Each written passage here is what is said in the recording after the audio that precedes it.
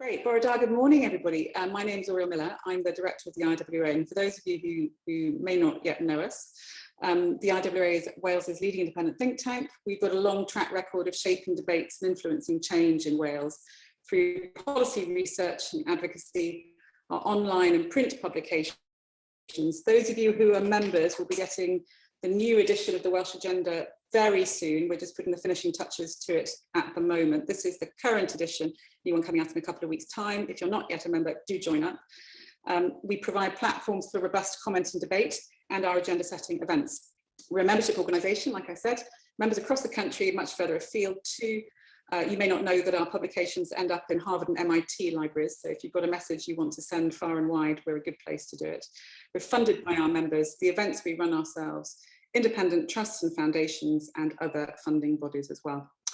So today's event sees the launch of a new report called Stepping Up, which explores the question of what Covid-19 has taught us about the resilience of Welsh places, and it was generously funded by the Carnegie UK Trust. I'll leave it to our panel today to tell you a bit more about the findings in a moment. The IWA have been involved for some time, and it's been my pleasure to chair the consortium who developed the Understanding Welsh Places website, and Maria is going to put a link in the chat for you now.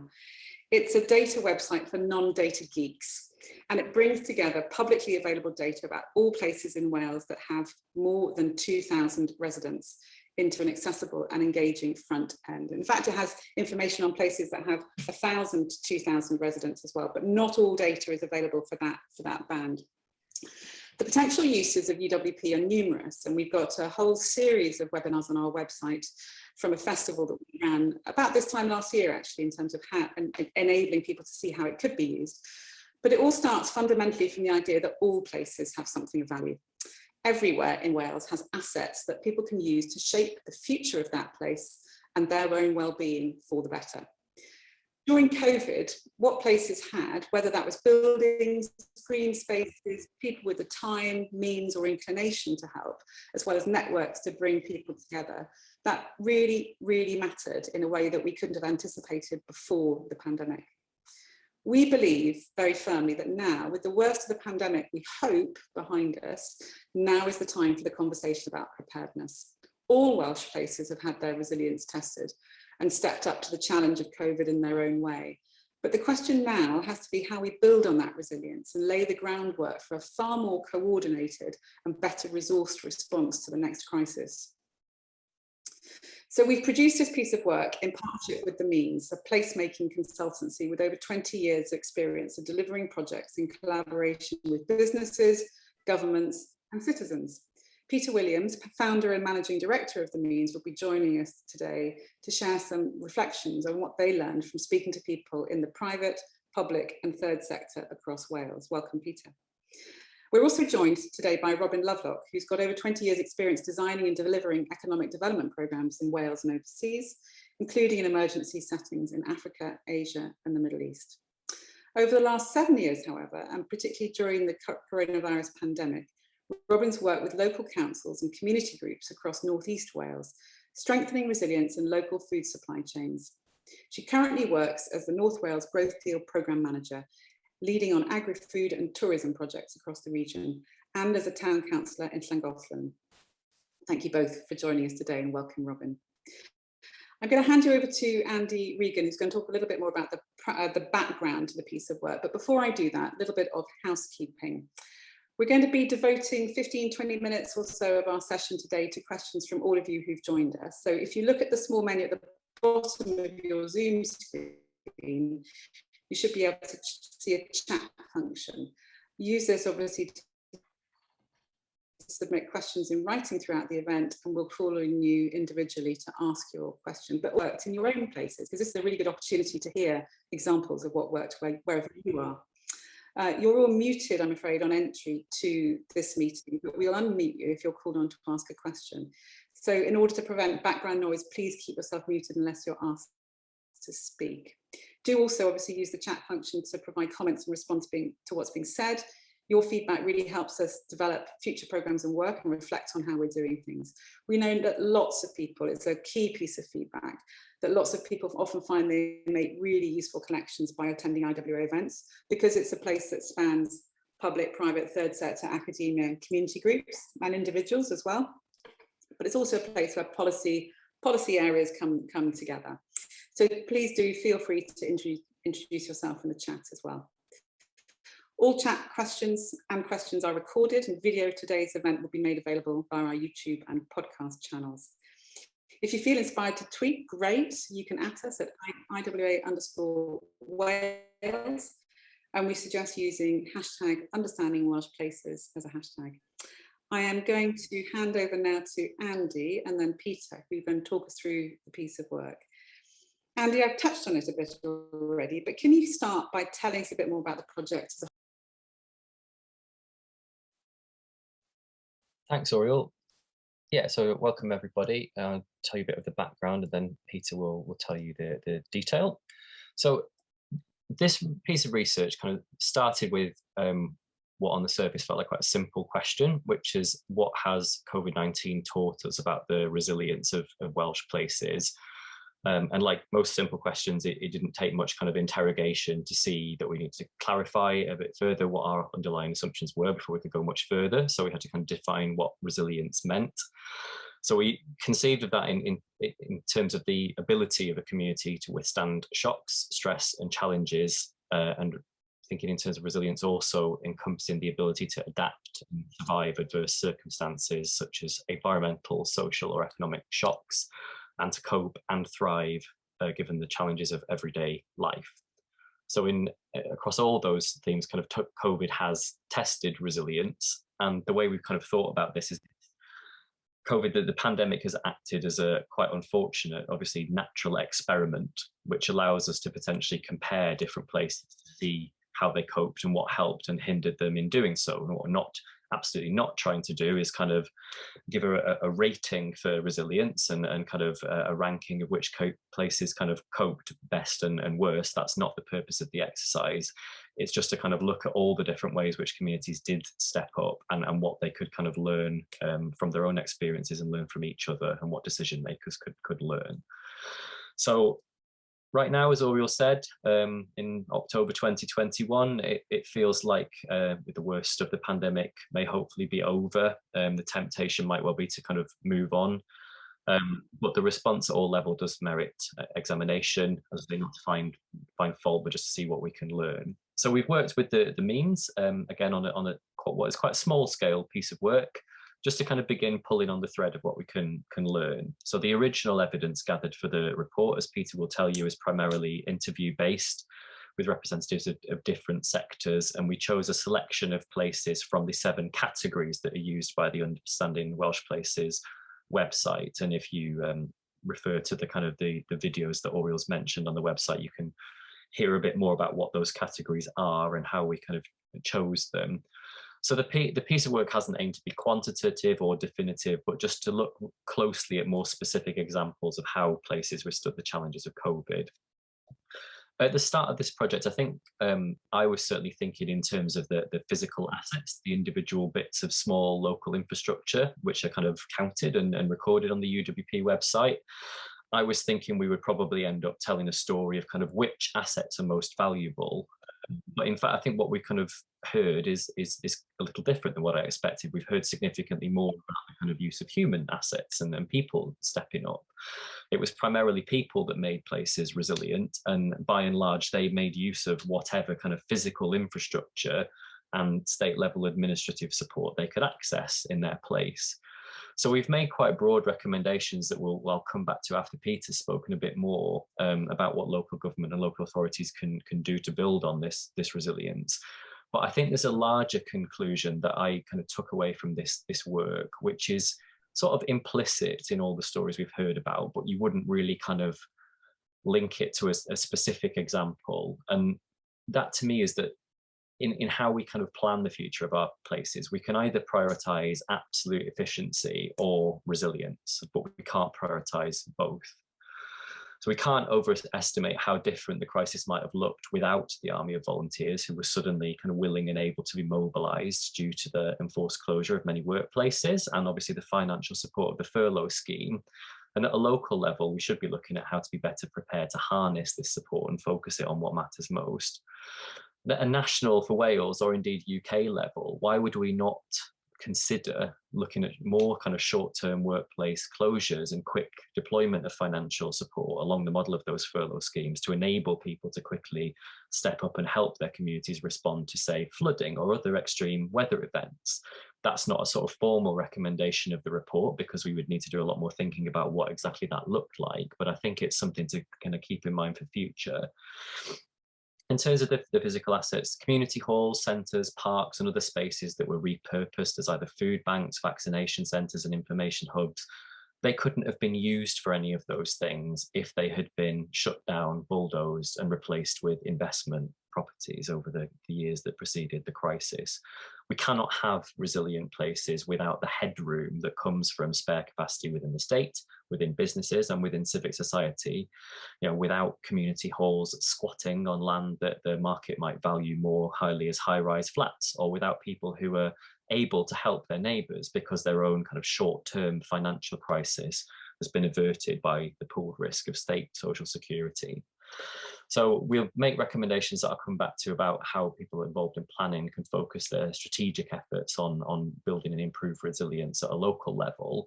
And all of those efforts can be assisted using the Understanding Welsh Places website, which can help people better understand their own area, neighbouring towns and towns further away with whom they might have more in common than they perhaps realised. The Understanding Welsh Places website also indexes each place according to how independent, interdependent or dependent they are in relation to other towns. And UWP doesn't present being independent as intrinsically positive or negative, but just another factor which helps people understand where they live. But COVID has surely taught us that understanding who we can turn to and what we ourselves have to offer is absolutely a key component of resilience. So we owe it to ourselves and our communities to better evidence and understand what we've learned about resilience in our places and build it in to our societal infrastructure, whether that's physical infrastructure or human infrastructure, with generosity for the future. Because if COVID has taught us anything, it's that we can never know how much we may need those things. So I'm going to hand over to Peter now to talk through some of the more kind of detailed findings of the report, and then I'll come back on again at the end to talk a little more about the kind of headline level recommendations that we've made. Peter, over to you. Thanks for the introduction, Andy, and good morning, everyone. It's great to see so many people on the Zoom. I think the first thing I'd like to say is that this research was kind of a real-time analysis of society's reaction to a kind of black swan event, and that's intriguing in itself, because the fieldwork was probably 3 or 4 or 5 months ago now, and our understanding is already kind of modified during that time. You remember that in the early days of the pandemic, commentators were seeing the end of the migration to the cities.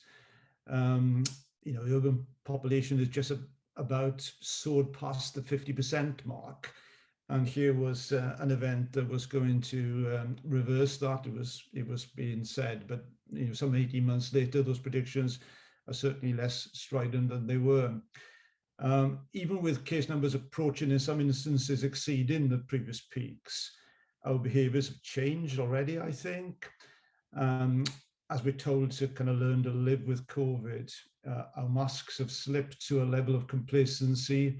It would have been hard to predict, where we had those kind of visceral fears of the early days, walking around kind of haunted, deserted kind of town centres. And vaccination of the population has now made a very different kind of reading.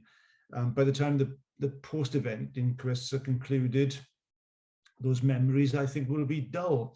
And that was one of the reasons that conducting research at this time felt so important, and we were delighted to have the opportunity to collaborate with Andy and his colleagues, really.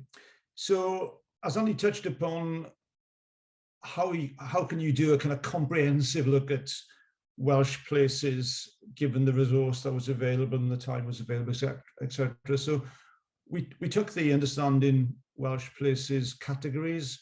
We ensured that we had representation across all those categories in the 11 towns chosen, and we also went for some spatial spreads. So most of the nation is covered in some shape or form. And within those towns, we conducted interviews in the different sectors, businesses, council and voluntary representatives, and asked them basically about their experience of the pandemic. Now, this outcome does not claim to be comprehensive, but snapshots can provide insights that serve a different purpose to aggregation, I feel. So as Andy has said, the validity of the conclusions need to be stress tested. Everybody's experience of the pandemic has been a unique one. And we'd argue that responses need to be place-based. Places have responded differently to the pandemic, and some have done better than others. Analysing what's been good practice from one place and assessing its applicability to other places, and doing so while it's fresh in our minds, seems very worthy of effort. I think the key question was around the extent to which community assets aided towns' resilience in the face of the challenges.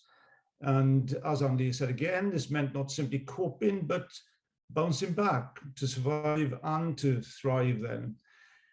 And following the first round of interviews, the kind of beta round, as we call them, we felt that kind of three strands were becoming into clearer focus: the role of community facilities, the contribution of organisations, councils, businesses, and the community sector, and what we might call social capital, and we refer to it in the report as civic leadership and volunteering.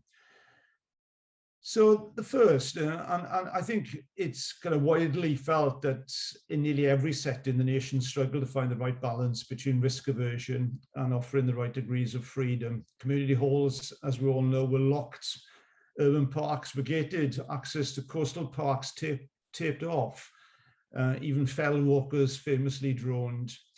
And in some town centres, emergency tape was wrapped around street furniture to stop people sitting on them. And whilst all this was completely understandable, it obviously proved more difficult to reopen things, to shut them down in the first place.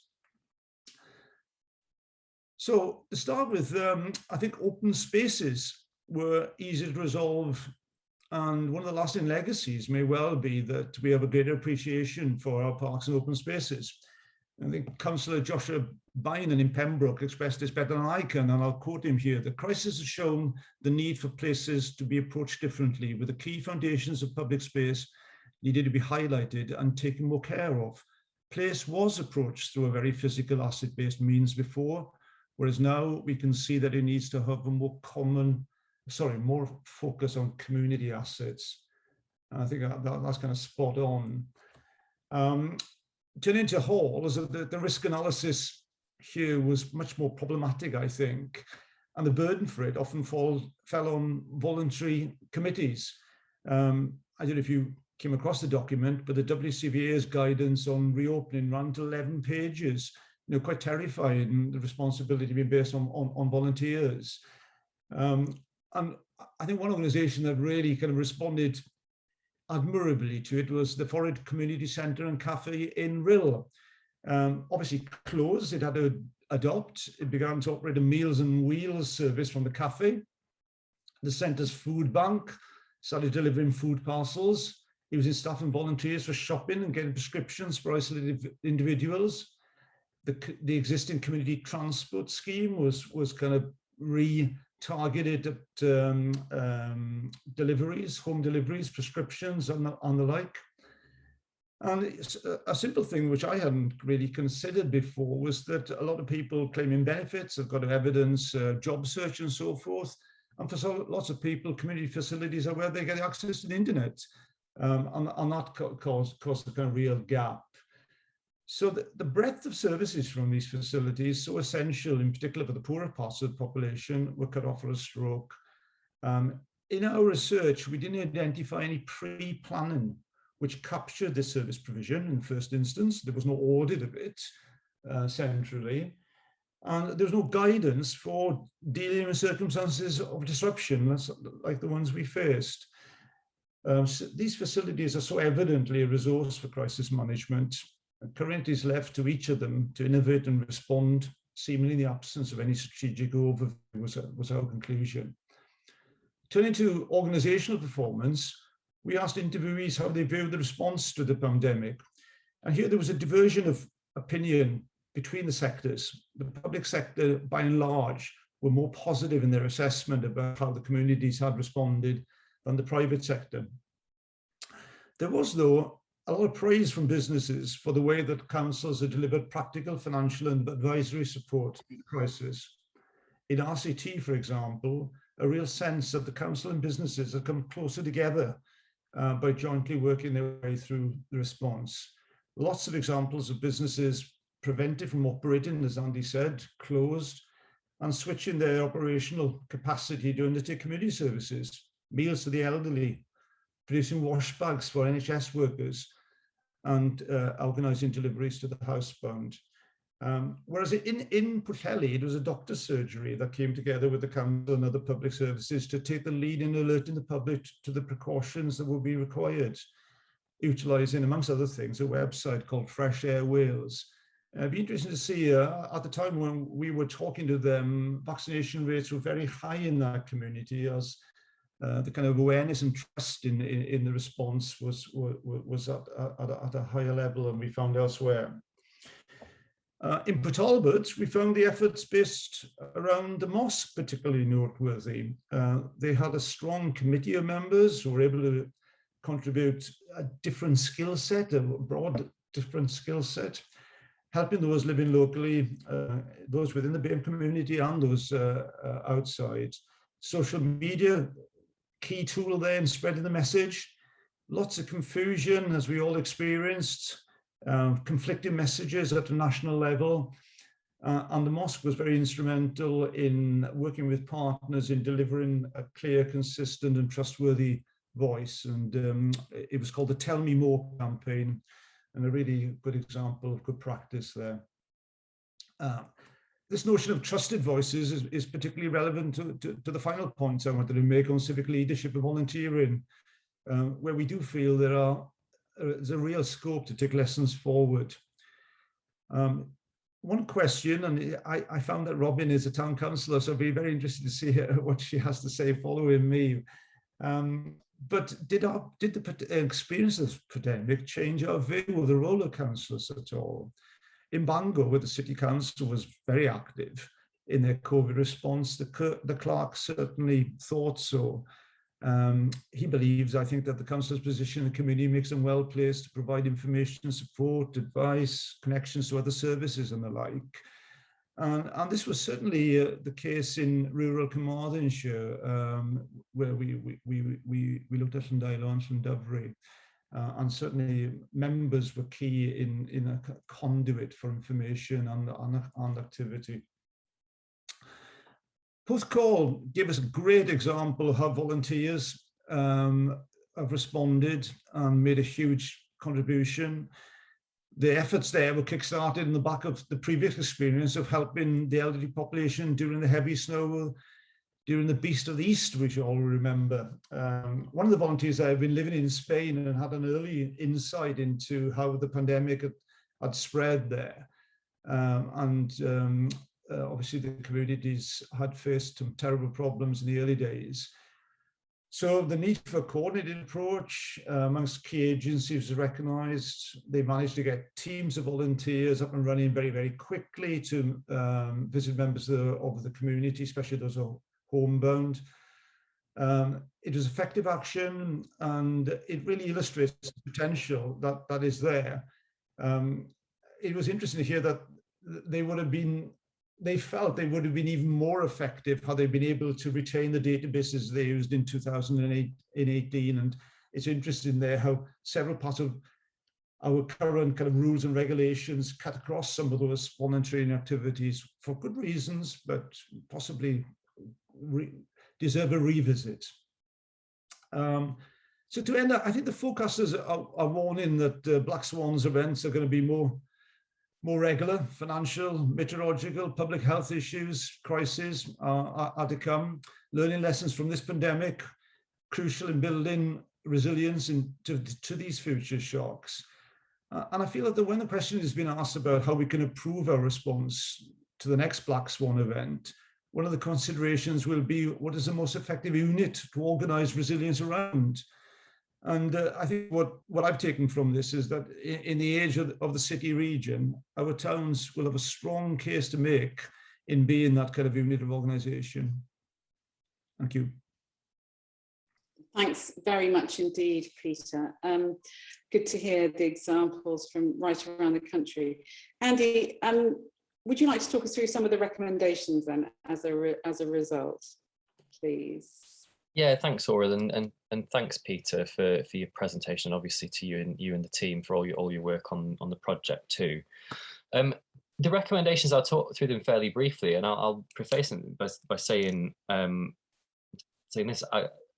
I don't think these are rocket science. I don't think we've come up with anything that is incredibly innovative or unexpected, but what I absolutely think is that this could go two ways at this point. We could either do these things and make sure these things are being done at all levels locally, or we could not. And I think what we're hoping to prompt is a conversation about the need to do these things. And I'm quite sure that people on the call who are involved in local emergency planning will probably be happy to tell me that they are doing lots of these things already, but it's whether they can be done consistently and be done using the tools available. So, with that caveat, the three things that we're saying need to be done across Wales are, first of all, is to kind of understand local assets and fill the gaps. So as Peter said, audit is a good word to use for this recommendation. I think local authorities and/or town and community councils should be undertaking a relatively light touch audit of what the facilities are in their area, with a note on the role that they played in supporting people during COVID-19 and how that might be replicable in similar circumstances. So the example would be, for example, having a food bank in your area. If you needed that before COVID-19, you are not going to need it less during a similar kind of situation. So where that's located is going to be a consideration. If it's in a community hall, if is that community hall vulnerable to flooding, is the kind of obvious example that we've already had to deal with in Wales in recent years. So having kind of done that exercise at a local level, decision makers, planners should be trying to share that learning with similar places. And by similar, I mean places not just locally, but who share the same kind of UWP category as them, and therefore similar characteristics as a town or as a place, just to understand what additional or different things they could have done that other places maybe came up with. It's probably important also to involve emergency services in their areas in this exercise, and obviously we have a ready-made structure for that in Wales in the form of public service boards. And then finally, that audit exercise should be used to inform proactive decisions about what community facilities they may need to develop to fill the gaps, or just to protect, to make sure that they keep that longer term resilience in future emergencies, and don't get rid of facilities that proved essential during the pandemic. The second thing is make a plan to mobilise people. Peter's talked about volunteering, and that's been a huge emerging theme of the conversations he and his team have had. I said earlier, COVID created this huge bank of human resource of people who wanted to step up and help, but managing and coordinating volunteers, as many people on this call will know, does itself require significant resources. Volunteers give their time for free, but it's not a free resource to coordinate them. So and ideally people need to be mobilized around the most essential tasks, which are kind of strategically important. So part of the process should be, creating like a bank of details of individuals who are kind of potentially able to offer their time or their own facilities if they're a business or something, and who are willing to act as coordinators in the event of an emergency. And as Peter's touched on, some of the people he spoke to, data protection rules were a barrier to them using databases that they'd created in the past. That's not insurmountable, but places probably going to need a bit of help to say, well, this is how you collect and store this sort of database in a way which complies with data regulations and doesn't breach them, so that you can keep it for when it is needed and not have to just kind of start from scratch each time because you're concerned quite rightly about breaching data protection. And the plan that you kind of put in place to kind of mobilize that resource should also kind of carefully consider proportionate ways to ensure safeguarding requirements are taken into account and taken very seriously, as they should be, but wherever possible can speed up processes to reduce avoidable delays as a result of kind of having to screen people for safeguarding concerns, which I don't think Peter mentioned, but certainly is something that came up in conversations he and I have had.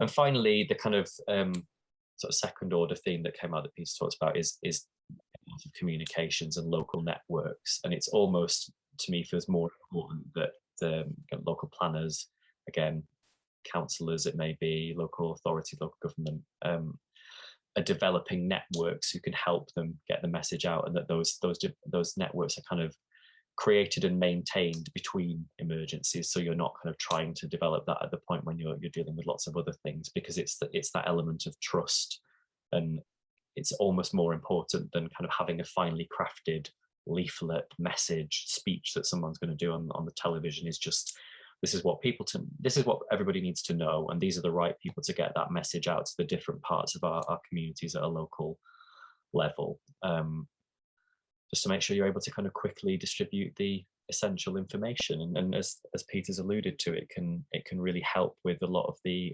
misinformation and disinformation issues that in other areas of the IWA's work we've been looking at, and there's certainly lots of evidence of misinformation about vaccines, for example, being circulated in particular communities during the pandemic, which is not helpful to the response, or to kind of giving people in communities an idea of what the best thing is for them to do.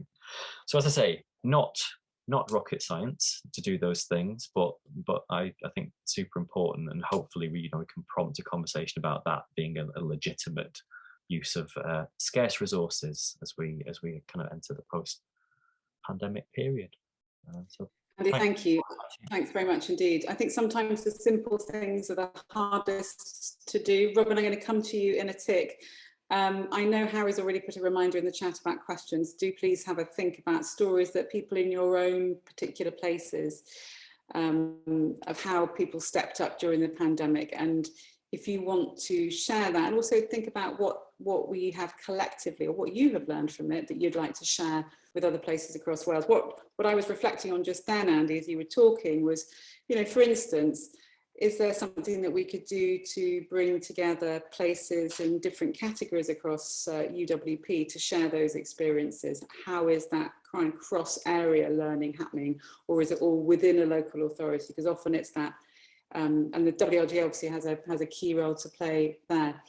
Robyn, you've got a number of different hats on in this conversation, so I'd like to come to you for your reflections. Maybe starting from your experience as a town councillor, and then we can kind of zoom out to the regional level. What could you share in terms of the most striking examples of people stepping up to help during COVID, and what could the rest of Wales learn from those activities? Thank you, Auriol, and really a pleasure to have the chance to join the discussion today. So yes, as you mentioned, kind of a number of different hats, and really reflecting as Peter and Andy talking about on the different aspects from my work internationally and locally and regionally. So I think in terms of the local level, I think the report really reflects a lot of my experiences and observations of our local response to the pandemic around Llangollen and the Dee Valley. So very much the critical value of networks. So I think one of the interesting things, going back to what Andy said about the need to learn from this experience as we prepare for the future crises, is that the response in Llangollen very much built on the back of an earlier response to a widespread wildfire that the community have been tackling, and volunteers have been tackling over a month-long period, several months prior to COVID. And that had really required a lot of coordination in supporting the volunteer emergency services in fighting that wildfire. So when COVID came along, a lot of those networks were still there, and could then be remobilized and engaged in the COVID response. So it really does speak to the need to kind of use this opportunity to prepare. I think one of the critical things, particularly with COVID affecting older people more substantially. I think one of the critical things was also looking at the need for offline communication networks as well as online, and obviously community networks are vital for that. Just sharing information via social media isn't enough to get important messages out. So I think that was key. And then I think one of the more challenging parts for me was really as a town councillor. So you may or may not know, but there are a lot of rules around town councillors and when we convene and how we have to announce that publicly. And so we were actually restricted from meeting partly because of the law, prevented from meeting virtually. And therefore really only able to respond in the first instance as individuals. So even when I knew that I had, as chair of an umbrella group for community groups, that I wasn't able to use that mailing list to get information out because of the GDPR issues that Andy mentioned. So some real, I think, issues that I think we've worked through over the COVID response around virtual meetings of town councils are much more normal now, but those weren't in place previously, but also very much appreciate the recommendation that we need to look at GDPR and how to make that work for emergency situations. So, you and I both worked in emergency situations in other countries as well, and often that line of communication gets automatically shortened once a particular scenario has been reached. There's an acknowledgement. We're in the situation, therefore we move to this. What we didn't talk about in the report is the need for economic resilience in the long term. And obviously that's your other hat in terms of the North Wales Economic Ambition Board. Could you tell us a little bit about how the board has responded to COVID, what you're prepping for in the aftermath of both the pandemic itself and also, crucially, the end of the financial support from the Treasury that's seen many businesses and people through the crisis? We're obviously, conscious of the end of furlough and also conscious of the end of universal credit, the extra £20 uplift. Absolutely, and the Economic Ambition Board has been very much at the forefront of the economic response in North Wales. Working very closely in the recovery phase with local authorities, who have obviously really led that on a council by council basis. But the regional response has allowed a number of studies to be done into, for example, changes in economic circumstances in different sectors.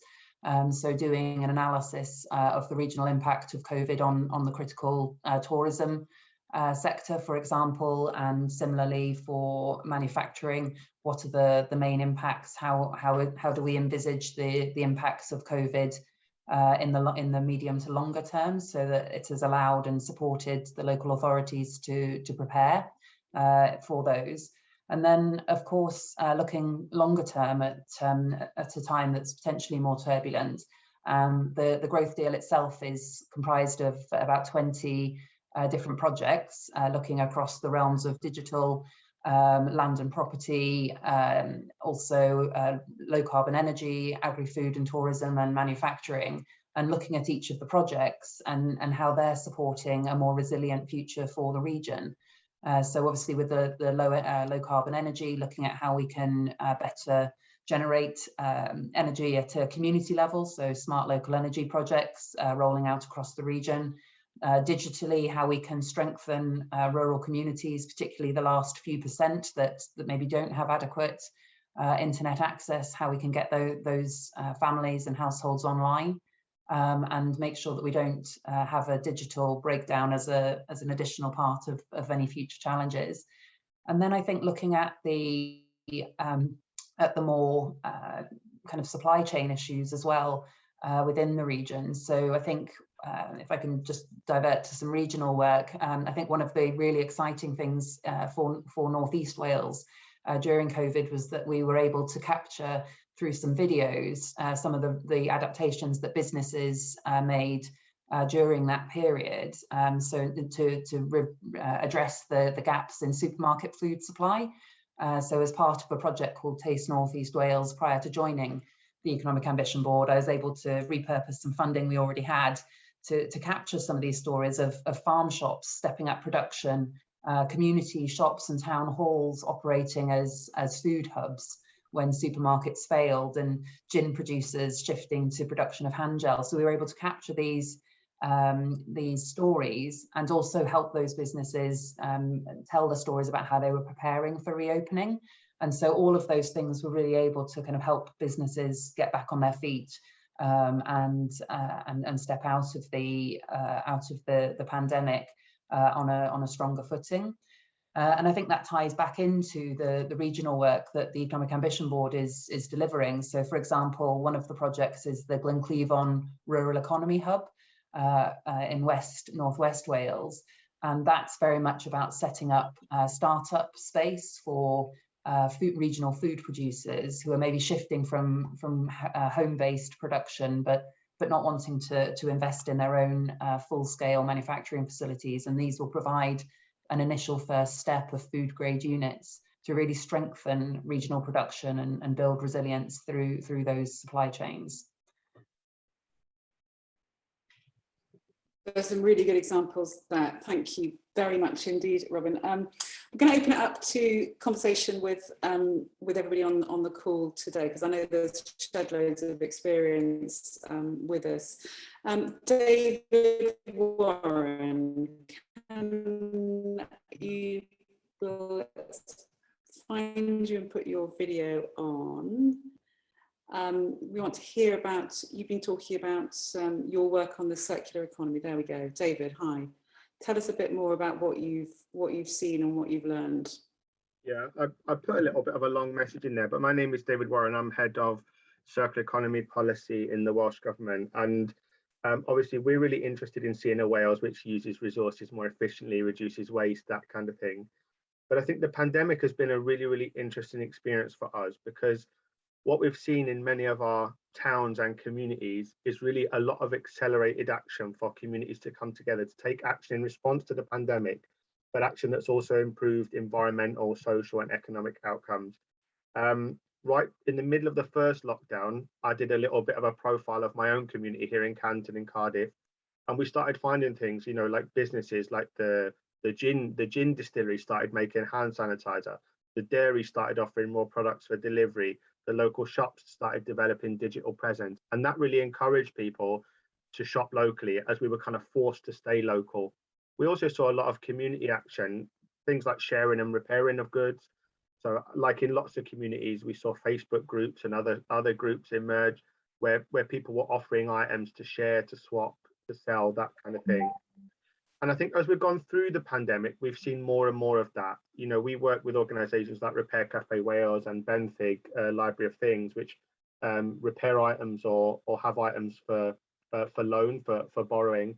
And we've seen an interest in their work expand exponentially during the pandemic. And at the last count, there were 60 repair cafes in Wales, and that's grown from about less than half of that before the pandemic.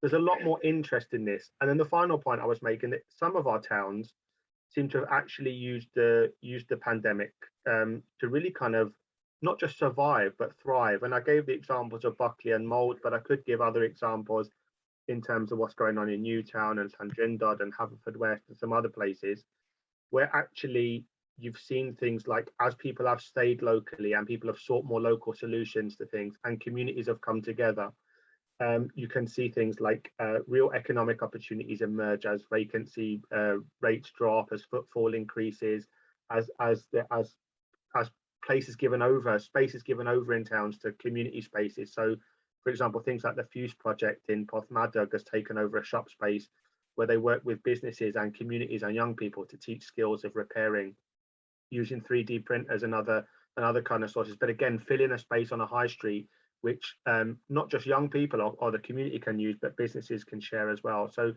there's many, many more initiatives I could talk about, but really what we're seeing is some really fantastic things going on in our towns, which are not just improving our towns, but really improving environmental, social and economic outcomes too. Thanks, David. I wanted to pick up on sort of what's going on to learn, to sort of do that cross-sector learning and cross-geographical learning as well, because obviously travel isn't circumscribed in the same way as it used to be, but there's still a lot of pressure on delivery of services at a local level. So making the time and the space to do that learning is something that we've talked about. It needs to be resourced. John, I want to, if I can, come to John Galanders in a minute if he's willing to talk about his example, but maybe David, you could tell me a bit more about that sort of cross-sector learning, if that's happening. Yeah, no, it definitely is happening. And I think actually some of the experience from the pandemic, some of those positive community actions that have been taking place have been picked up in the current Welsh Government programme for government, and there are actions in there, for example, to expand repair and reuse hubs and to support 80 of them across Wales. There's support to look at how circular solutions can support some of our town centres. So there is quite a lot of work. We're not doing this work in isolation. We're doing it with our regeneration colleagues and with local authorities and other partners across Wales. So we know that to maximise some of those benefits, it really does involve joining up. You know, two or 3 years ago, in my role in the Welsh Government, we would have solely been focused on things like ensuring that our waste gets collected and that our recycling rates continue to improve. But actually, by taking that more holistic perspective, we can see some of those economic benefits, some of those social benefits I was telling you about. So really, under the frame of things like the Wellbeing of Future Generations Act, there is a lot of connections being made and collaboration being made to really kind of maximise some of the benefits that we've seen from some of this community action and community response to the pandemic. Okay, so one of my concerns was always that individual networks in particular sectors were being strengthened, but they were existing ones, not necessarily new people coming into them, and the kind of cross-sector learning wasn't necessarily as good as it could have been. So it's good to hear that that's moving forward. John, can I come to you? Can you talk to us about people, please, and mobilising people, organising people, and that side of things? Because you've got a really good example there from Wrexham, haven't you? Yeah, I think one of the things we need to acknowledge, there was a huge groundswell of people coming forward volunteering at the early part of COVID, but it's also set in the context there were a lot of people who were actually furloughing. So, you know, they had time on their hands, they had the ability to offer support. And equally, I think the fundamental thing was that the old style good neighborliness actually kicked in with so many people. People quite often, when they go into work in the morning, they would see somebody walking with a dog, they would wave to them as they're in their car, got no idea who they are. But actually during the lockdown period, people started to get to know each other, they knew their neighbours. But one of the most crucial things that we found as a county voluntary council, we did go out and recruit large numbers of people, but soon recognised there was a huge groundswell at street level. And what we've done in Wrexham to try and harness that going forward is we've now formed a community response team, which is for volunteers who want to come forward in the event of one-off incidents, whether it be the snow, the floods, areas which have had traditional bad weather incidents. Normally have got their own sort of networks, but there was a need to supplement that. But then there are other things. Robyn referenced things like fires. Well, actually, fires can occur at any time, not just mountain fires. It could be property fires, people needing to be relocated, being looked after. There could be energy problems. There could be burst water mains, all types of things like this. And crucially, when incidents occur, people's emotions start running high and they're quite eager to want to take part. But we do need to acknowledge there is a time and a place for volunteers and community members to step forward. If they step forward too early in incidents, then they actually become a burden on the services that are trying to do the first and second tier, the blue lights, the other immediate responders. So having some levels of control in place to be able to say via our community response team to the Blue Light Brigade, right, these are people who are readily available. They're available to the local authority as part of the council response and emergency planning, but they need to be tapped into at the right time, regardless of the level of people's personal emotion. And I think that's sometimes drives people forward that we need to be very mindful of. So we're excited the way that that's developing. We had some Welsh Government funding, so we've done first aid training, food hygiene, various other awareness, and crucially things like DBSs. So we now have a bank of people who we've already got listed and covered, and then individual supervisors will be created who will look after groups of about 10 volunteers at a time. So that's the kind of structure that we've now created here in Wrexham. And what sort of, how are you sharing that outside your own local area, through CVC meetings, or through people that you know doing similar things elsewhere? Because, you know, there's that's the sort of prep. Now is the time to be doing it, isn't it? Before we need it again. Yeah, it's been shared amongst the CVCs, and it's been shared by two Welsh governments as well, because of the fact that it was them that actually funded the ability for us to be able to do the free training and the free DBSs to get things off the ground. And we've also purchased some things like the common things like high-vis things, basic first aid kits, so a supervisor can turn up at any incident with his bag of all the bits and pieces. The volunteers come, they get logged in and are then actually managed on that basis. So we have tried to share that information, but happy to discuss how we're doing that with anybody if they want to get in touch with me again, direct offline sometime. Can you put your contact details, John, in? Yeah, we'll do. Yeah. That would be great. It's interesting, and just thinking back, Robyn, to what you said about local councillors. You know, I didn't particularly see in the part of Cardiff that I live in councillors being any more visible or not. So sometimes that depends on personalities, and sometimes that, I won't say where I live because I wouldn't want to embarrass them. But that whole thing, and John totally recognised that very, very local response was there. In terms of, you know, people setting up a support group to keep an 87-year-old neighbour living on his own, shopped for and supplied all the time, and checking in, making sure that he spoke to a real person every day, that kind of thing, with absolutely no internet access whatsoever, or having Help Cymru do the kind of daily check-in calls and getting him onto that kind of support. Robyn, you were just going to come back in on something just then. No, really just to reinforce that point, and it was the networks at the end of the day, you know, in identifying those who were most vulnerable, and we were fortunate to have in Llangollen we're fortunate to have an extensive network of community groups, about 100 at the last count, which is substantial for a community of about 4,000 people. And then the support of other external groups, kind of larger organisations. There was a project going on called Rural Futures, led by 7Y, who were able to do a lot of the linking as well. And so bringing those networks together was critical. I think just addressing John's point about volunteers, I would definitely agree from international work as much as local work about the risk of burnout and addressing how you manage that, particularly in the immediate aftermath of a crisis. Maybe something slightly different than COVID, but certainly something I've seen in other environments, and how you manage people's time during that response when it can be all consuming, to make sure that you're not making a problem worse, but actually addressing what's needed. And then on a longer term basis with volunteers as well. In Llangollen, we're seeing there was so much investment in community support during COVID.